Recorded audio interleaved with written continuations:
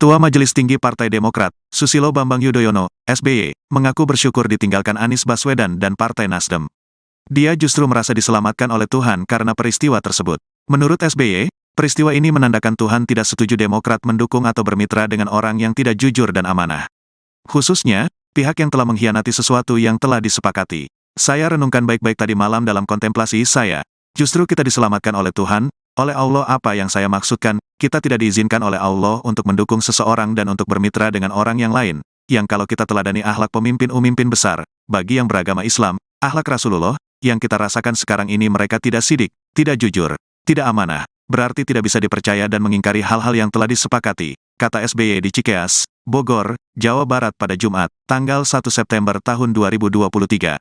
SBY menilai Tuhan menjauhkan Demokrat yang tidak memegang komitmen dan janji politiknya.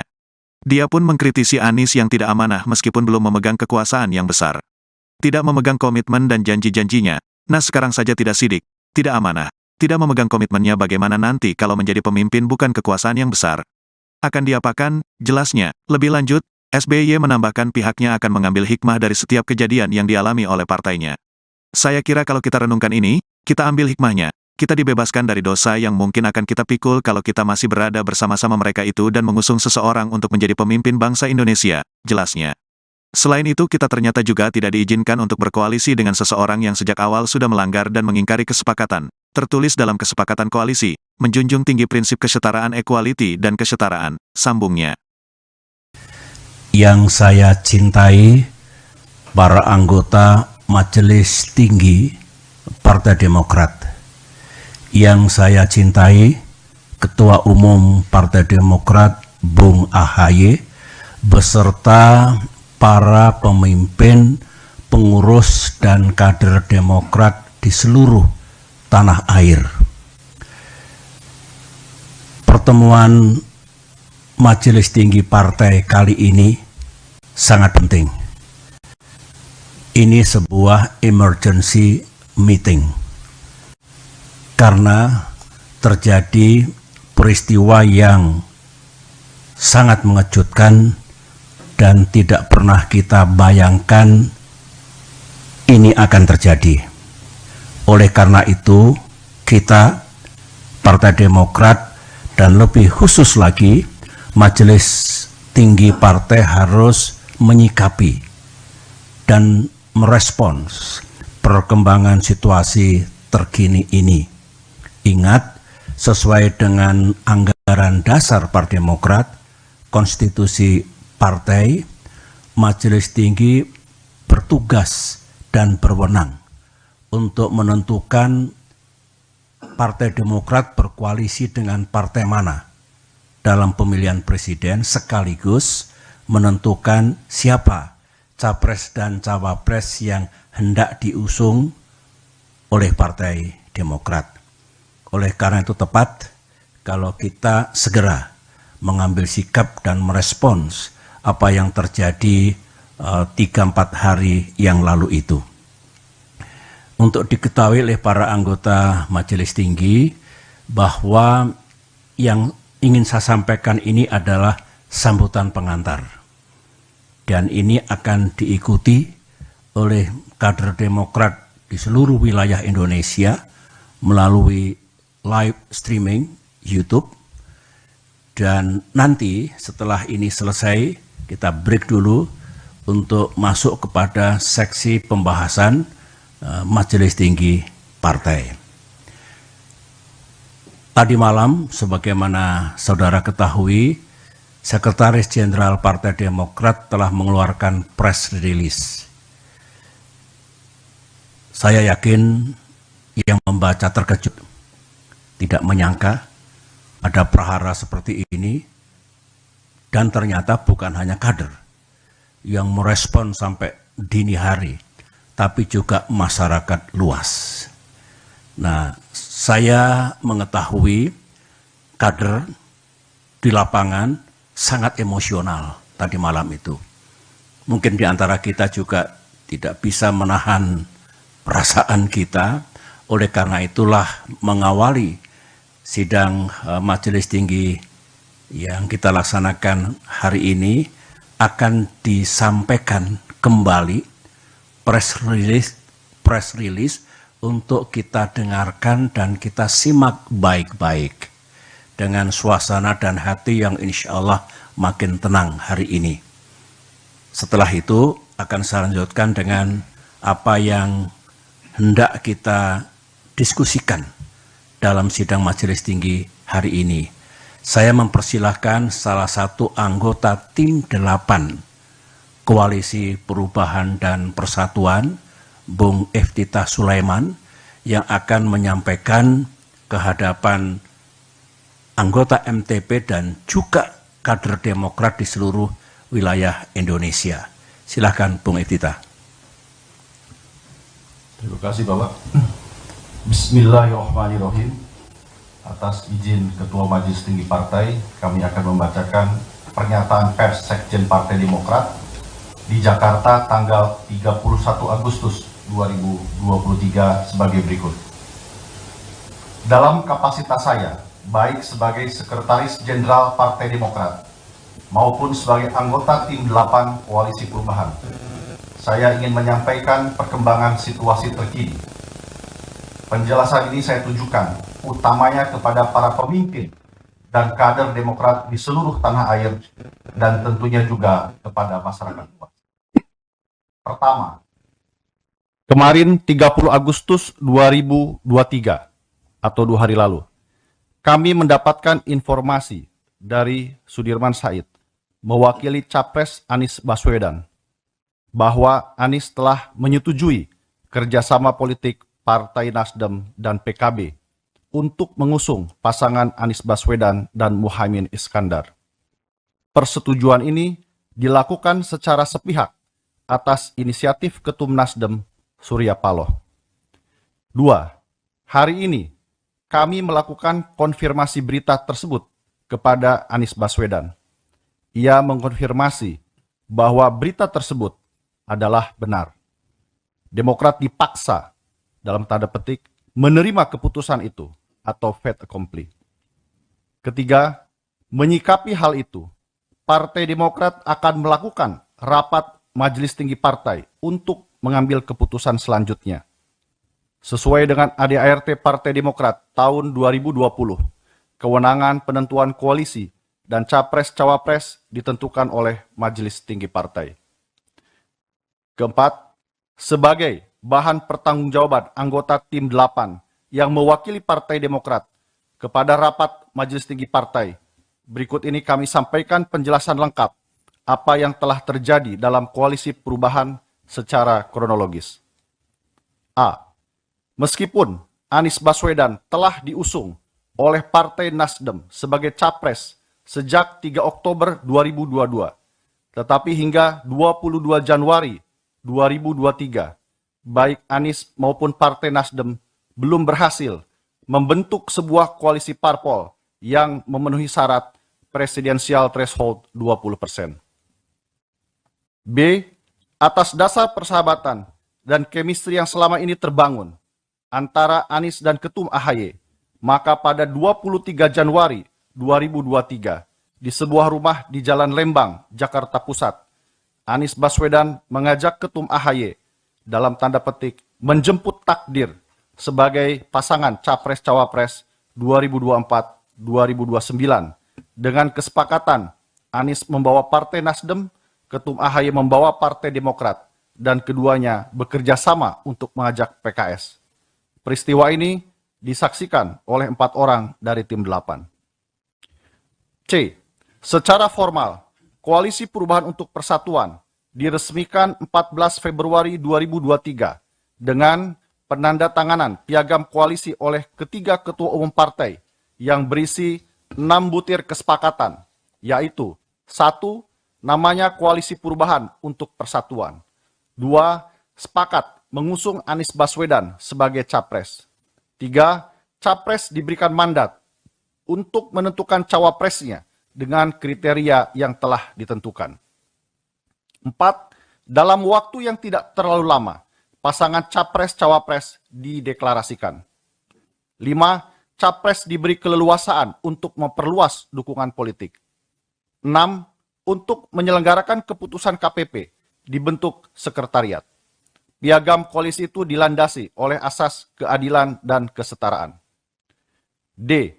Di masa-masa ini, sejumlah parpol sahabat mendekati dan membuka komunikasi politik dengan Partai Demokrat.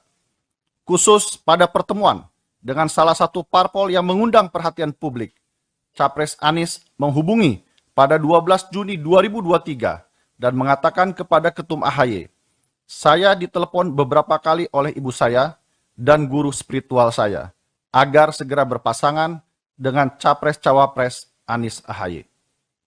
E.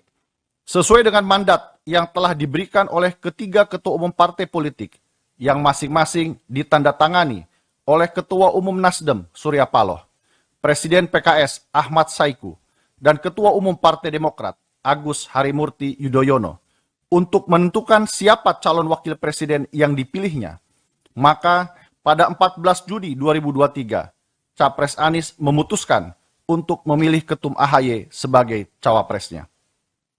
F. Nama Ketum AHY ini telah disampaikan kepada para Ketua Umum Parpol dan Majelis Tertinggi masing-masing partai. Dalam hal ini langsung kepada Surya Paloh, Salim Segaf Al-Jufri, dan Ahmad Saiku, serta kepada Agus Harimurti Yudhoyono dan Susilo Bambang Yudhoyono dalam kapasitasnya sebagai Ketua Majelis Tinggi Partai Demokrat. Menurut Capres Anies, ketiga pimpinan parpol menerima putusan tersebut dan tidak ada penolakan. G. Pada saat menyampaikan keputusan itu kepada pimpinan partai politik, Anies menyampaikan alasan memilih Ketum AHY karena Ketum AHY memenuhi seluruh syarat dan kriteria yang ditentukan dalam Piagam Koalisi Perubahan untuk Persatuan.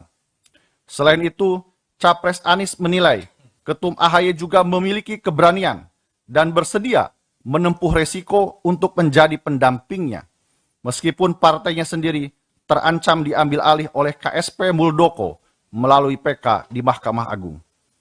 Anies melihat syarat keberanian itu sebagai syarat ke-0 yang tidak dimiliki oleh kandidat cawapres lainnya. Pernyataan soal syarat ke-0 ini juga telah disampaikan kepada publik. H. Mendengarkan pertanyaan dan desakan dari kalangan masyarakat secara luas tentang kepastian koalisi perubahan serta makin merosotnya elektabilitas Capres Anies. Maka setelah penetapan cawapres, jajaran koalisi, utamanya PKS, Partai Demokrat, dan Tim 8, sepakat untuk segera mendeklarasikan sahnya dan terbentuknya koalisi perubahan untuk persatuan, termasuk penetapan capres dan cawapres yang hendak diusung. I. Atas harapan dan desakan masyarakat agar koalisi perubahan segera dideklarasikan, Capres Anies dan Tim 8 telah merencanakan beberapa kali waktu deklarasi. Namun, rencana deklarasi itu tidak pernah terwujud. Diduga kuat tidak terlaksananya deklarasi itu karena Capres Anies lebih patuh kepada Ketua Umum Nasdem Surya Paloh yang ingin terus menunda waktu deklarasi. Ini jelas mengganggu dan melanggar prinsip kesetaraan atau equality dalam koalisi. J. Tim 8 bersepakat berdasarkan desakan yang makin kuat dari masyarakat tentang kepastian berlayar atau tidaknya koalisi ini, maka waktu menjadi hal yang esensial. Terkait dengan waktu deklarasi ini, juga telah dikomunikasikan kepada Ketua Umum Partai Nasdem Surya Paloh pada hari Kamis tanggal 24 Agustus 2023, kepada Ketua Majelis Tinggi Partai Demokrat SBY pada hari Jumat tanggal 25 Agustus 2023, dan kepada Ketua Majelis Suro PKS Salim Segaf Al-Jufri pada hari Sabtu tanggal 26 Agustus 2023. Tentang penetapan waktu deklarasi ini, Surya Paloh menyerahkan sepenuhnya kepada Tim 8. Sedangkan SBY dan Salim Segaf bersetuju untuk dilakukan percepatan deklarasi. Pada pertemuan Capres Anies bersama Tim 8 dengan SBY, Capres Anies menyampaikan bahwa deklarasi akan dilakukan pada awal September 2023. K. Capres Anies dan Tim 8 berpendapat bahwa tidak ada alasan lagi untuk menunda waktu deklarasi. Karena waktunya sudah semakin mendesak dan sesuai mandat yang dimiliki, Capres Anies sudah menentukan cawapresnya. Bahkan, Capres Anies menuliskan keputusannya itu dalam bentuk surat tulisan tangan yang ditandatangani kepada Ketum AHY pada tanggal 25 Agustus 2023, 6 hari yang lalu. Inti dari surat tersebut ialah untuk meminta secara resmi agar Ketum AHY bersedia untuk menjadi cawapresnya. Namun demikian, sesuatu yang tidak terduga dan sulit dipercaya terjadi. Di tengah proses finalisasi kerja parpol koalisi bersama Capres Anies dan persiapan deklarasi, tiba-tiba terjadi perubahan fundamental dan mengejutkan.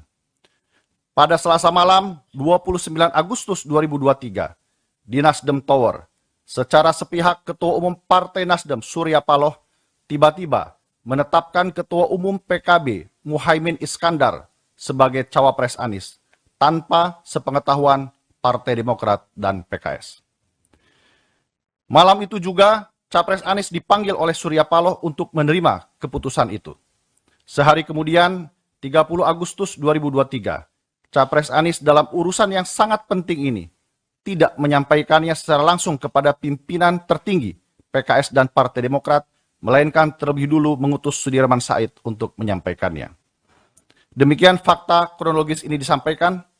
Rentetan peristiwa yang terjadi merupakan bentuk pengkhianatan terhadap semangat perubahan, pengkhianatan terhadap piagam koalisi yang telah disepakati oleh ketiga parpol, juga pengkhianatan terhadap apa yang telah disampaikan sendiri oleh Capres Anies Baswedan yang telah diberikan mandat untuk memimpin koalisi perubahan. Tertanda Teguh Rifki Harsa, Sekretaris Jenderal Partai Demokrat, anggota Tim 8. Terima kasih. Terima kasih, Bung Iftitah. Semua tahu bahwa dari Partai Demokrat menugaskan 2 orang untuk menjadi bagian dari Tim 8, yaitu Sekretaris Jenderal sendiri, Teguh Rifki Harsha, dan kemudian Bung Iftitah Sulaiman. Mereka bekerja siang dan malam, hampir setahun, maraton, tentu di bawah supervisi Ketua Umum selaku Wakil Ketua Majelis Tinggi Partai, dan puluhan kali bertemu dan bersama-sama dengan Capres Anies Baswedan. Dan kalau saya ikuti, kerja ini tidak mudah. Banyak sekali hambatan dan tantangan. Tetapi belakangan kelihatan progres yang memberikan harapan sebelum kandas dan terhempas 3 hari yang lalu. Para anggota Majelis Tinggi, para kader Demokrat, dimanapun saudara berada, saya sangat mengerti perasaan, emosi para kader. Saya minta, mari kita tenangkan hati kita, pikiran kita. Ini bukan kiamat. Ini bukan akhir dari perjuangan kita. Bukan. Ini harus kita maknai sebagai ujian dan cobaan yang harus kita hadapi dan kemudian kita atasi. Ingat, sesudah kesulitan atau di balik kesulitan ada kemudahan. Fa inna ma'al yusri yusra. Betul, fa inna ma'al yusri yusra. Kita kalau melakukan kilas balik sering menghadapi goncangan dan krisis. Alhamdulillah, kita selalu bisa mengatasinya. Saya yakin ini rencana Tuhan. Dan rencana Tuhan selalu lebih indah dari rencana manusia. Insya Allah kita akan mendapatkan yang lebih baik di masa depan. Sisi lain, meskipun kita dibeginikan oleh Capres Anies dan mitra koalisi kita, tetapi sesungguhnya kita harus bersyukur. Bersyukur kepada Allah Subhanahu wa Ta'ala, bersyukur kepada Tuhan yang Maha Kuasa. Mengapa? Ini alasan saya. Pertama, ya memang kita ditelikung dan ditinggalkan. Seperti ini. Sekarang. Bayangkan kalau ditelikungnya kita ini, ditinggalkannya kita ini, 1-2 hari sebelum batas pendaftaran ke KPU. Bayangkan seperti apa. Kita masih ditolong oleh Allah. Kita diselamatkan oleh sejarah. Ini syukur yang pertama. Syukur yang kedua, saya renungkan baik-baik tadi malam dalam kontemplasi saya. Justru kita diselamatkan oleh Tuhan. Oleh Allah. Apa yang saya maksudkan? Kita tidak diizinkan oleh Allah untuk mendukung seseorang dan untuk bermitra dengan orang yang lain yang kalau kita teladani akhlak pemimpin besar bagi yang beragama Islam, akhlak Rasulullah, ya. Yang kita rasakan sekarang ini, mereka tidak sidik, tidak jujur, tidak amanah. Berarti tidak bisa dipercaya dan mengingkari hal-hal yang telah disepakati. Tidak memegang komitmen dan janji-janjinya. Nah, sekarang saja tidak sidik, tidak amanah, tidak memegang komitmennya. Bagaimana nanti kalau menjadi pemimpin dengan kekuasaan yang besar, rakyat akan diapakan? Saya kira kalau kita renungkan ini, kita ambil hikmahnya, kita dibebaskan dari dosa yang mungkin akan kita pikul kalau kita masih berada bersama-sama mereka itu dan mengusung seseorang untuk menjadi pemimpin bangsa Indonesia.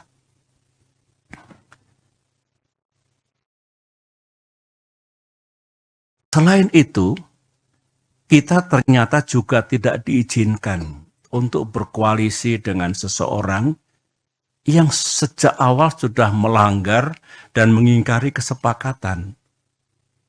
Tertulis dalam kesepakatan koalisi, menjunjung tinggi prinsip kesetaraan, equality, dan kesetaraan.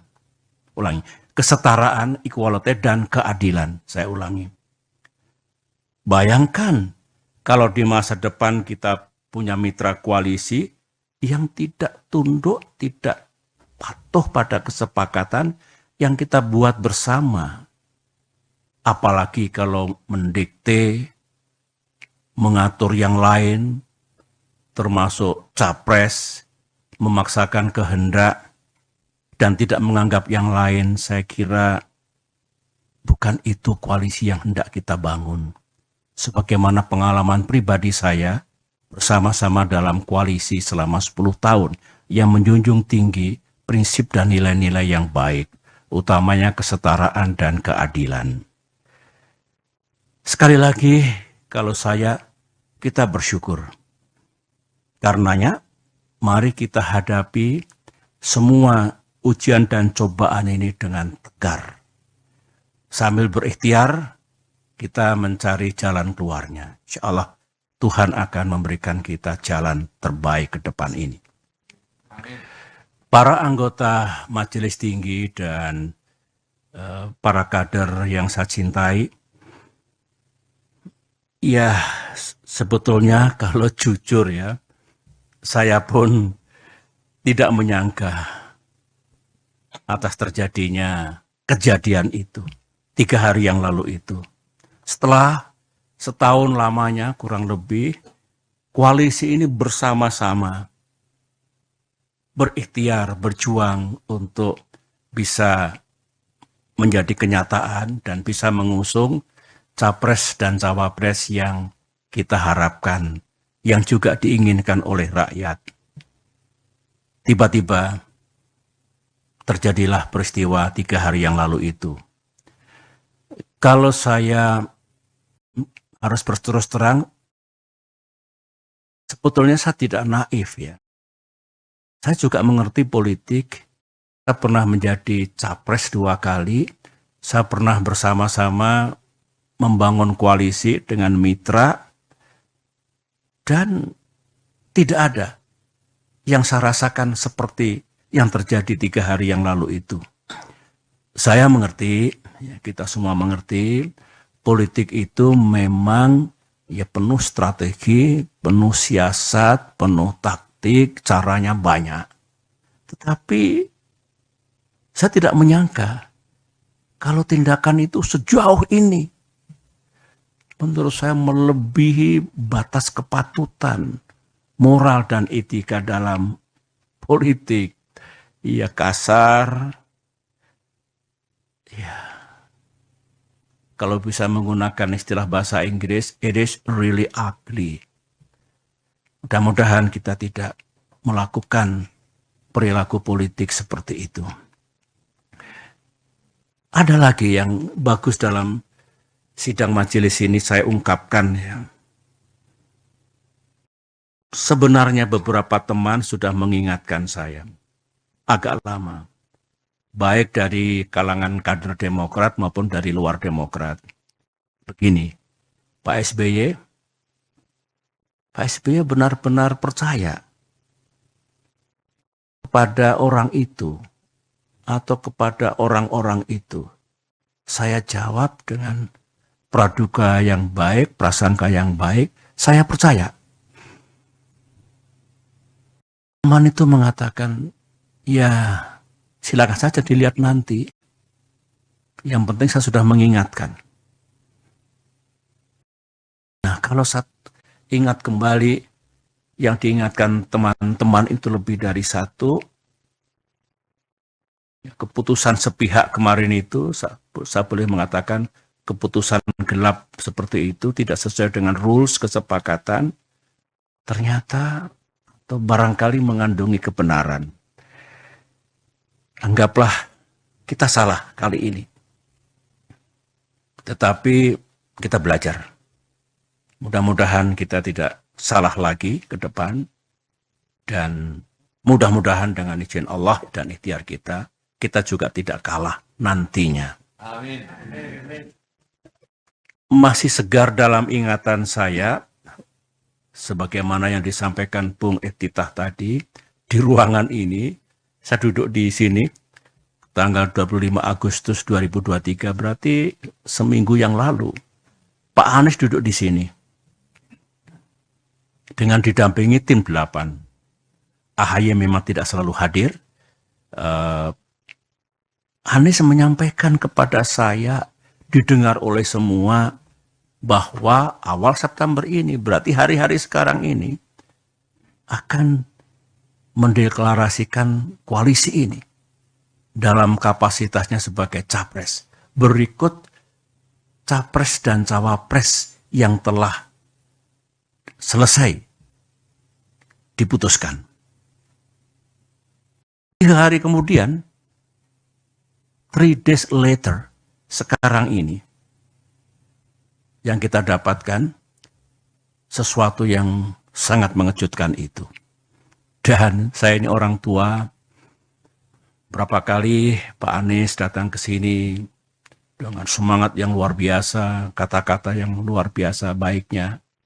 Di Cikiasi 2 kali, di Malang, di Pacitan. Dengan kejadian seperti itu, tidak ada satu kata pun yang disampaikan kepada saya. Dan tentu kepada ketua umum kita. Saya memang sebagai orang tua, kok jadi begini? Ini saya kira semua merasakan perasaan kader kita di seluruh tanah air, emosi, kemarahan, yang diekspresikan dengan cara yang berbeda-beda. Nah, saya kebanjiran, tadi malam, 2 malam tuh sampai subuh di sini. Sejak pagi kita bekerja. Pesan datang dari mana-mana, baik dari kader maupun non-kader, dan rata-rata memang emosional, ya. Ya, saya paham lah. Dari sekian banyak ribuan saya kira yang merespon, yang memberikan message itu, ada 2 yang menarik bagi saya. Ini kata-katanya kurang lebih seperti ini. Aku tahu politik itu memang banyak akalnya, tapi tak kusangka buruk banget ini. Korbannya AHY dan Demokrat. Begitu. Ada lagi komentar, ini Demokrat kena prank dari musang berbulu domba. Terus saya kok ingat, musang berbulu domba, ini kan peribahasa yang lama ini. Ingat saya kira waktu kita sekolah di SD, SMP, pernah belajar banyak sekali peribahasa. Tapi musang berbulu domba itu di depan bersikap baik, manis, lembut, penuh persahabatan. Tapi di balik itu kalau kita lemah dan lengah, ini lengah ini, kita akan dicaplok dan dimakan sampai habis. Di bahasa, musang bukan orang. Nah, mungkin tafsirnya ya kita ditelikung dan seperti itu ya. Seperti peribahasa ini. Saudara-saudara, saya mengajak pada forum yang penting ini dengan tenang dan dengan menggunakan akal sehat, pikiran yang jernih, mari kita telaah mengapa semuanya ini harus terjadi. Dan kita rasakan, kita alami, kita pikul. Mengapa Demokrat dan AHY setelah 2 tahun menghadapi gerakan pengambil alihan partai oleh Kepala Staf Presiden Muldoko harus mengalami yang begini lagi. Otak saya berputar, insting saya berbicara. To understand why. Orang bijak mengatakan, selalulah mencari tahu what and why, supaya how-nya itu menjadi tepat.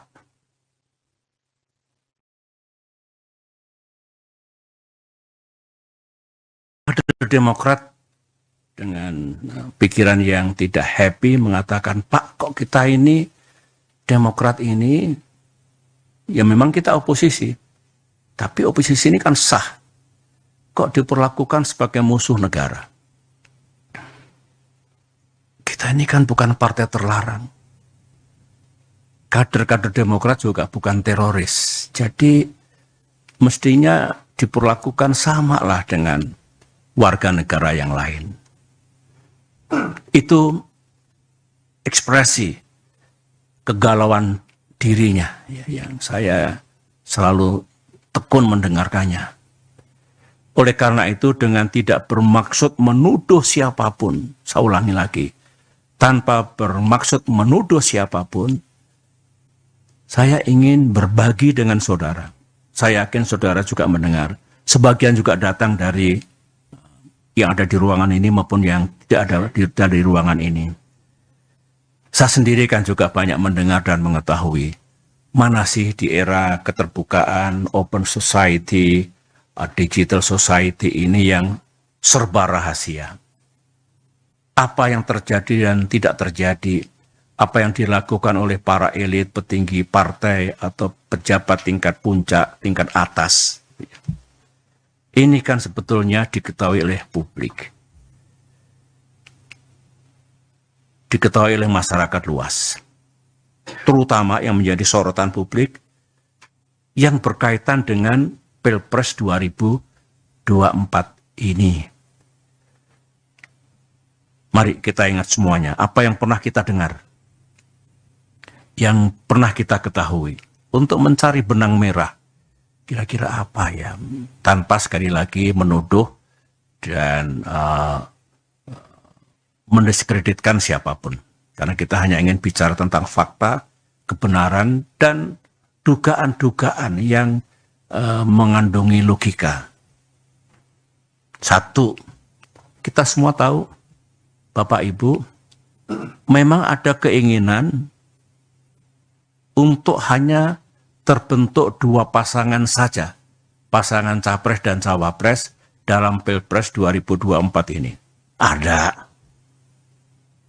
Jangan ada dusta di antara kita, ada itu. Kita juga tahu ada upaya dan pekerjaan politik untuk membuat koalisi perubahan. Di dalamnya ada Nasdem, ada PKS, ada Demokrat. Itu tidak bisa berlayar. Ada. Kita juga tahu, termasuk informasi yang sangat sensitif untuk membuat pasangan Anies Ahaye yang sudah menjadi rahasia umum, yang sudah matang sebetulnya sebelum terjadi prahara 3 hari yang lalu itu, pasangan itu tidak akan terjadi. Informasi yang saya dengar ini pekerjaan politik tingkat tinggi.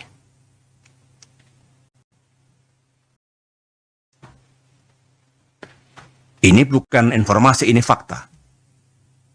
Benar ternyata Anies Ahaye yang hampir matang untuk diluncurkan dan banyak diketahui oleh masyarakat luas, itu terbukti bisa digagalkan. Melalui apa yang tadi itu yang diceritakan oleh Bung Ittitah melalui press release yang telah kita sampaikan.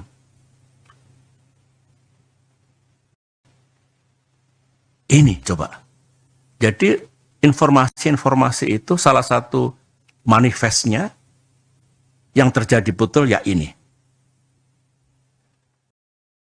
Kita juga tahu seorang menteri sekarang ini, menteri masih aktif dari Kabinet Kerja Pimpinan Presiden Jokowi, secara intensif melakukan lobby, termasuk kepada Partai Demokrat, dengan menawarkan, mengajak membentuk koalisi yang baru. Koalisi Demokrat, PKS, dan P3. Yang bersangkutan mengatakan, yang disampaikan itu, inisiatif ini sudah sepengetahuan Pak Lurah. Kata-kata sang menteri. Bukan kata-kata saya. Kata-kata yang bersangkutan. Dari semua hal yang kita sudah tahu itu, bahkan sebagian bukan hanya informasi, tapi sudah menjadi kenyataan, jadi fakta, kita mulai tertarik dengan informasi yang lain. Saya mengatakan, saya tertarik secara pribadi dengan informasi yang lain. Katanya, sekali lagi informasi, semua gerakan, manuver, proses politik yang seperti ini penuh dengan hingar-bingar, yang berkaitan dengan koalisi dan pasangan capres dan cawapres, katanya ada mastermind-nya. Saya tidak tahu siapa. Katanya ada dalangnya.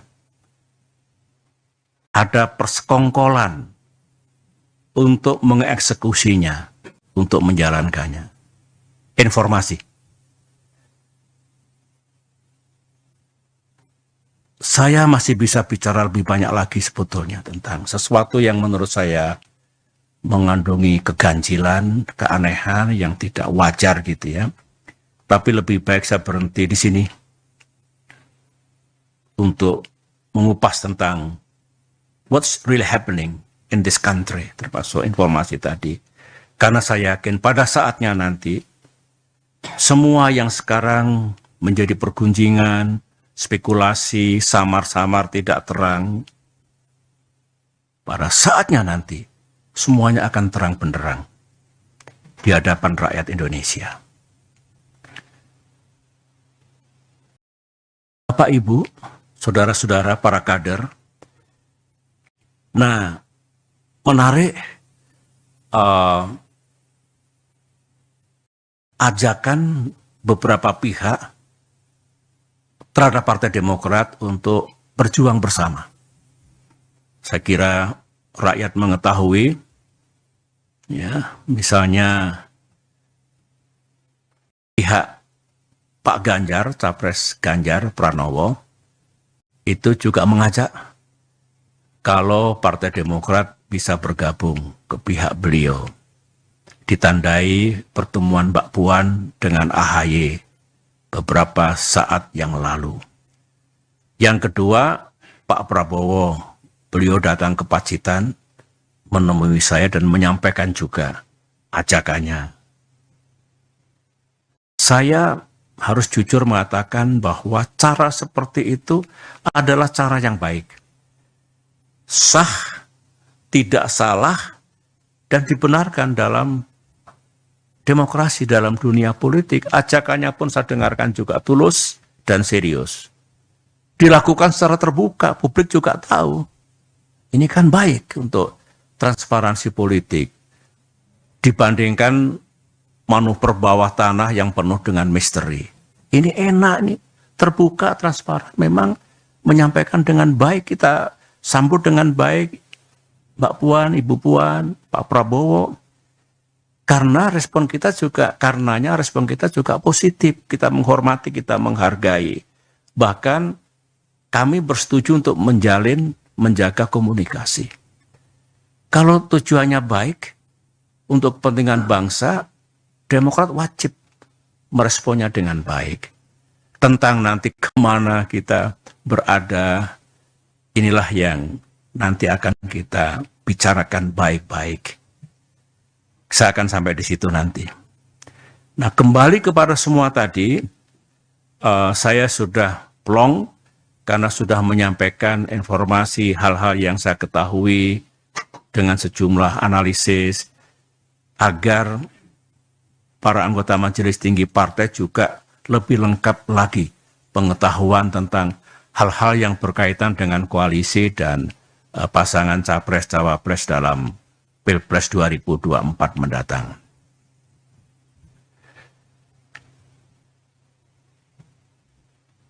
Berikut ini adalah apa yang bakal terjadi di arena publik pasca press release Demokrat tadi malam, last night, dan juga pasca apa yang saya sampaikan sekarang ini dalam sidang Majelis Tinggi Partai. Hampir pasti akan ada percakapan publik yang hangat. Politik begitu, demokrasi begitu. Baik di ruang-ruang publik maupun di wahana media massa. Saya tahu Ketua Umum AHY sudah mengeluarkan instruksi agar para juru bicara Partai Demokrat, anggota tim 8 Koalisi Perubahan, dan kader-kader yang lain untuk siap melibatkan diri dalam percakapan publik itu, dalam talk show, dan lain-lain. Dengan, kata Ketum, berpeganglah pada kebenaran. Berpeganglah pada fakta yang memang terjadi, apalagi tim 8 sangat menguasai, karena berbulan-bulan setiap hari, sebagaimana yang ada dalam press release tadi malam, itu semua fakta dan kebenaran. Saya mendengar tekad Ketua Umum kita, kalau kita sudah bicara sesuai dengan fakta dan kebenaran, ada yang menyangkal dan mengatakan Demokrat salah, seorang AHY siap untuk dikonfrontir dengan siapapun asalkan di depan televisi, secara live didengar oleh publik. Ini menunjukkan kebertanggungjawaban kita. Kita nggak punya buzzers, kita tidak suka hoax, tetapi kalau urusan yang berangkat dari fakta dan kebenaran, kita selalu siap. Sidang majelis yang saya muliakan, masuk sekarang pikiran saya selaku Ketua Majelis Tinggi, selain instruksi yang telah dikeluarkan oleh Ketua Umum, dan di luar apa yang saya sampaikan tadi, saya ingin menyampaikan hal-hal penting sebagai berikut. Menurut pandangan saya saat ini, hari ini, besok atau lusa, belum saatnya kita mengambil keputusan. Kemana Demokrat akan bergabung misalnya. Atau capres mana yang kita dukung. Contoh yang lain. Saya pikir belum saatnya dalam 1, 2, 3 hari ini. Alasan saya ini prajurit, ada Pak Mangindaan di sini, ada Pak Guntur di sini, ada Pak Nahrawi Ramli di sini, ada Bung Ahaye di sini. Saya 30 tahun sebagai prajurit itu diajarkan, kalau kamu dalam keadaan yang sangat emosional, under pressure yang sangat berat, jangan gopoh tergesa-gesa mengambil keputusan, karena bisa salah. Tenangkan dulu hati dan pikirannya. Setelah bisa berpikir dengan rasional dan jernih, take your decision. Ambil keputusan. Ambil apa tindakan yang akan dilaksanakan. Tidak berarti lama, bisa cepat juga. Tetapi kuncinya, lepaskan dulu emosi itu. Bikin semuanya rasional dan tenang, sehingga keputusannya insya Allah tidak salah. Keputusannya tepat. Implementasinya, mari tenangkan hati kita. Saya melihat wajah-wajah anggota Majelis Tinggi, cool, tenang. Saya juga makin senang dengan ini semua, sehingga insya Allah dalam waktu yang tidak terlalu lama pun kita sudah bisa mengambil sikap dan pilihan kita. Karena itu banyak pers di luar, mungkin ada lebih dari 20 enggak? Lebih ya? Lebih banyak lagi ya. Ingin dengar apa keputusan dan sikap dan langkah-langkah Demokrat ke depan. Ya, tentu kita bisa jelaskan baik-baik apa yang sedang kita lakukan dan apa yang hendak kita lakukan di hari-hari mendatang.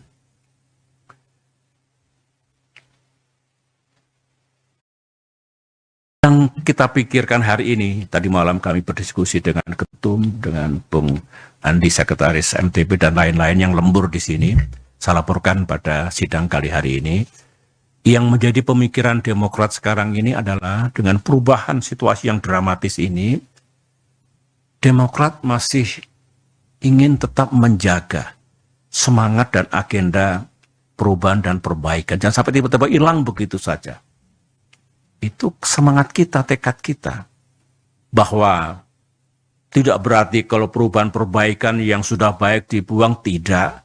Ketum menjelaskan dalam pidato politik kemarin secara komprehensif, yang menjadi bagian dari kerangka bernegara, pilar dan dasar bernegara, Pancasila, NKRI, Bhinneka Tunggal Ika, konstitusi kita, demokrasi, tidak mungkin kita tinggalkan, justru makin kita perkuat. Demikian juga hal-hal yang baik sejak Bung Karno, Pak Harto, Pak Habibie, Gus Dur, Ibu Megawati, saya dan Pak Jokowi sendiri yang baik-baik, pasti akan kita jaga. Namun, memang ada sejumlah hal yang perlu kita perbaiki. Kita ubah entah kebijakan, ekonomi, keadilan, kesejahteraan rakyat, hubungan luar negeri, apapun yang kira-kira akan menjadi lebih baik di masa depan. Nah, komitmen ini, agenda ini, di tengah goncangan ini, Demokrat tetap ingin menjaganya. Jangan tiba-tiba hilang, jangan tiba-tiba sirna. Begitu. Yang juga kita pikirkan, di malam kita diskusikan, ini rakyat kan banyak yang kecewa. Kita tahu rakyat ada yang pro keberlanjutan, itu hak mereka. Ada juga rakyat yang pro perubahan dan perbaikan. Ini kan kecewa, mereka sudah berharap perubahan jadi, Anies Ahaye jadi, tiba-tiba sekarang kandas itu. Nah, Demokrat juga harus berempati kepada mereka, menjaga perasaan mereka, tidak begitu langsung kita tinggalkan begitu saja. Yang intinya, sangat mungkin kita punya rumah baru, punya tempat baru, tetapi melanjutkan yang sudah baik tetap, nah kita bisa berdiskusi perbaikan seperti apa yang mesti kita lakukan dengan mitra koalisi kita yang baru nanti. Semuanya terbuka untuk itu. Jadi saya mohon pengertian, Tidak mungkin hari ini besok lusa langsung kita ambil keputusan apa begitu, tapi kita olah dengan seksama. Kita diskusikan secara bersama. Karena begini, Ketum mengatakan, saya tentu sangat mendukung sikap kita seperti apa nanti. Pilihan koalisi seperti apa. Capres siapa yang kita dukung, itu harus kita ajak serta para pimpinan Demokrat daerah, para pimpinan Demokrat cabang. Ini masalah yang sangat fundamental, yang sangat strategis. Tidak mungkin, meskipun kita punya kewenangan penuh majelis tinggi, tapi partai kita ini partai yang menjunjung tinggi rules, etika, bukan one man show political party. Ini budaya kita, harus kita jaga baik-baik. Dengan demikian, Ketum sudah merancang kapan nanti mungkin rapat pimpinan apapun namanya, menghadirkan semua. Sebagian besar sudah resah, sebagian besar mau datang ke CGS untuk memberikan empati dan simpati, tapi intinya mereka tentu akan kita ajak bicara. Menutup sambutan pengantar ini, saya punya keyakinan kita akan menemukan tempat dan mitra yang lebih baik. Amin. Dalam perjuangan politik ke depan. Kita berharap dengan izin Allah, kita bisa berada dalam satu koalisi yang visi dan komitmennya pun mengandungi kesamaan dengan kita. Tadi itu, jangan utek-utek, jangan ganggu dasar dan pilar-pilar kehidupan bernegara. Jangan dibuang hal-hal yang sudah baik, yang ditinggalkan oleh para pemimpin bangsa sejak Bung Karno hingga yang terakhir, dalam arti yang terkini gitu.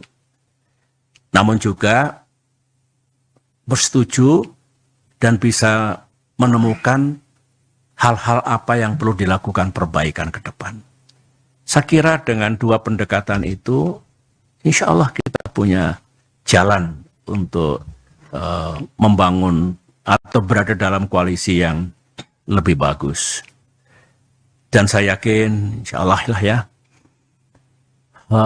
mitra koalisi kita yang akan datang itu juga tidak akan begitu saja meninggalkan moral, etika, dan integritas dalam berpolitik. Politik itu memang seolah-olah hutan rimba, apa saja boleh, meskipun saya tidak atau kurang setuju, karena seperti apapun tetap ada ruang untuk etika,